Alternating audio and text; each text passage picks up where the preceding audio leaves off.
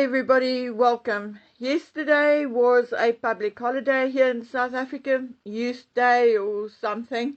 I hardly ever know which public holiday is which except for Easter and Christmas. Anyway, on that note, let's get into today's video. Okay, firstly, it appears that many of you did not bother watching my previous video, which is a pity because it contains a bombshell which will knock your teeth out if you listen carefully. Anyway, that is now up to you. At least I have what I have on record now. So next time someone says, I was the first, I have proof that he or she wasn't. And if you'd listened carefully, you will also know why Meg and a certain ex-Prime Minister's ex-wife are no longer the best of buddies, or at least why the ex would try and avoid Meghan as far as possible, and it's all allegedly, of course. I'll do a proper video a little later. We've got a few things to do today. I have to get to my doctor for my prescriptions, and my daughter has to get to our local council to go look for the letter the town planner had to sign more than a week ago, and so on and so on. Our life is just never ending. If it isn't the one thing, it's the other. In the meantime, let's talk a little about early stage dementia. I mean, let's talk about trooping the colour. The Queen Consort looked a little out of sorts while they were in the carriage. She looked like she was a little tired of the smell of horse manure. The King himself did not look much of a happy chappy either. And neither are my children, because I did, after all, snap all the crayons in the house. Because guess what? It was a coat dress. I'm going to start taking bets because I'm bound to win. Of course, Catherine looked absolutely faultless. Not a hair out of place. Everything fitted perfectly. Nothing too big, nothing too small. One of my favorite colors, but like with myself, I absolutely love aquamarine on walls, on furnishings, on jewelry, but not necessarily in clothing.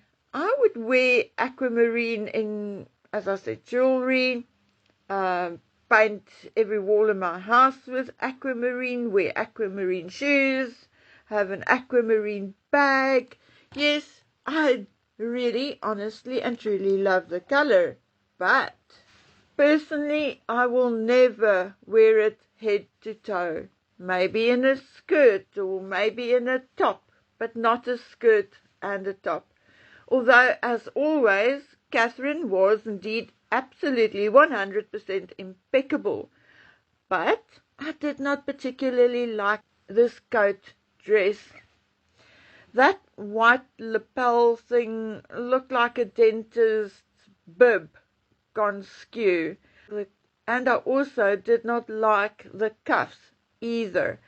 It looked like something worn by little page boys in the 16 and 1700s. I don't know what it is, but Alexander McQueen and Catherine Walker have now become so stereotypical. I can't distinguish one from the other. Really, Catherine is still young and beautiful, and far too young to be pushed into crimpoline and pressure tights. I'm sure Catherine has coat dresses in every shade of every colour. So I think it's enough now, really. My humble opinion. But as I said, I still love and adore and respect Catherine. The clothes do not always make the person. And I think when I'm done with this video, I'm going to do a short and ad lib on that short, just to give you some of my feelings of some of the things I received as a result of commenting on fashion. Oh, God. Anyway, I think many of you will also agree with me that Camilla has now appeared in virginal white enough times. So I think, like her virginity, she should let the white go for a while. You're not the Virgin Queen. That ship has sailed a long, long time ago. Camilla, with her luscious white hair, looks good in any color. But I like her in pale blue, and that's just me, okay? It's not that she can't wear white, it's just that she has worn white now once too often, and it started during the coronation, and it hasn't stopped, and it's now almost 3 years later. Anyway, and as shallow as it may sound, if you want the rest of the world to keep watching, then they have to stay interesting. I know it sounds harsh. I know, but unfortunately it is true. Not everyone is so into the royal family as we are. It's not a hobby for everyone. But what it is a money-making machine for England. Catherine, the Queen Consort, Zara, Sophie, even Anne are living, breathing ambassadors for the British fashion industry, whether they like it or not. Britain earns hundreds of thousands of pounds through the almost unintentional advertising of made in Britain clothing, and obviously other things, but mainly clothing. And that is how it should be, and how it has always been.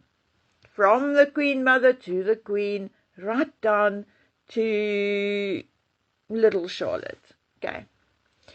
So, I mean, you pitch up in a pink coat dress. You pitch up in a blue coat dress, a yellow coat dress, before the age of 65, and you are actually doing the British fashion industry a major disservice. The same applies to color, fabric, and shoes, hats, handbags, the whole lot. So it is not such a minor issue as people think. And it's not me being old or OCD or nasty or horrible. It's just a fact, and it is the truth. And it doesn't mean that I do not like Catherine or that I have something against the Queen Consort. And I certainly like Sophie, and I certainly like Zara, and I don't even have a problem with the Yorks. Really? I think there are one or two people, now let's make it three. 3 people in the entire royal family whom I do not really have eyebrows for, okay? The rest I actually adore, otherwise I wouldn't be doing what I'm doing. Sophie's green dress also looked great, except, and remember I told you I was a dressmaker for a very, very long time. I even showed you photographs to prove it.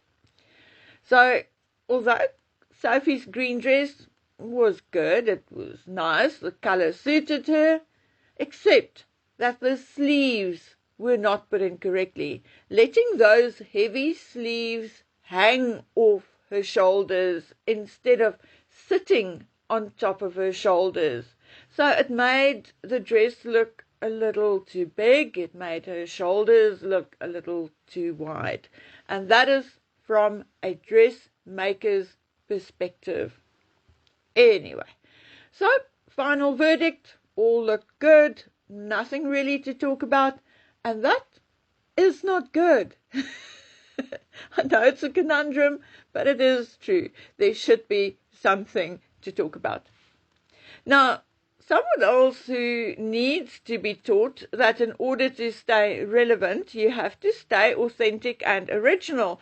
And that cannot be said of Harry. On his father's second or his official birthday, what does Harry do? Exactly what we expect him to do. He gives a freaking speech to veterans in Germany on their first Veterans Day. Well, as much as I watched Trooping, I watched Harry's shite even less. And I'm definitely not the only person. I actually went and asked around among the regulars on the royal channels, okay? And among the people I asked, 10 of them, 2 watched Trooping live, 3 watched on replay, and 5 did not watch at all. They just checked the pictures on Instagram or in mainstream media, and 10 out of 10 still, by yesterday, have not watched, listened to, or read Harry's speech. So I guess the good news is, if Harry's aim was to try and upstage the king, he failed, and he failed again. It did not work.